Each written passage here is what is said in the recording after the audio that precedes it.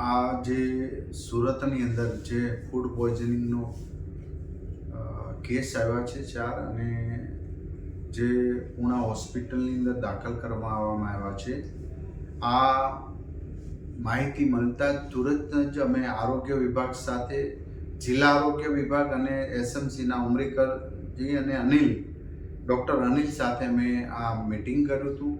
તમામ પ્રકારની માહિતી એમની પાસેથી મેળવી લેવામાં આવી છે. પેશન્ટ જે હોસ્પિટલમાં દાખલ છે એ પેશન્ટ સાથે પણ વાત કરી છે, ડૉક્ટર હોસ્પિટલના છે એમની સાથે પણ વાત કરી છે. અત્યારે બધા જ પેશન્ટને ખૂબ સારું છે, કોઈ પ્રશ્ન નથી, પણ એક દીકરીનું મૃત્યુ થયું છે. એમનો પીએમ રિપોર્ટ હજી આવ્યો નથી. પીએમ રિપોર્ટ આવ્યા પછી ખ્યાલ આવશે કે વાસ્તવમાં એમને શું તકલીફ હતી, કઈ રીતનું.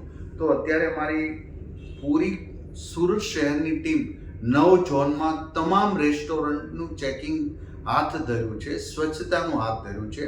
અને જ્યાં સ્વચ્છતા નહીં હોય તો અમને જાગૃતતા કરવામાં આવશે. શુદ્ધ ફૂડ લોકોને ખવડાવે એવી જાગૃતતા લાવશે. જ્યાં સીલ મારવાની જરૂર પડશે ત્યાં ચોક્કસ સીલ પણ મારીશું. અમારી આરોગ્યની ટીમ સતત આ પ્રક્રિયામાં સવારથી કામગીરી કરે છે. આમ તો રોજબરોજ કરતી જ હોય છે, પરંતુ સ્પેશિયલ ડ્રાઈવ સુરતમાં આજે તમામ રેસ્ટોરન્ટમાં ચાલી રહી છે. દીકરી મૃત્યુનું કારણ હજી પોસ્ટમોર્ટમ રિપોર્ટ આવે પછી આગળની તપાસ પોલીસ વગેરે કરશે.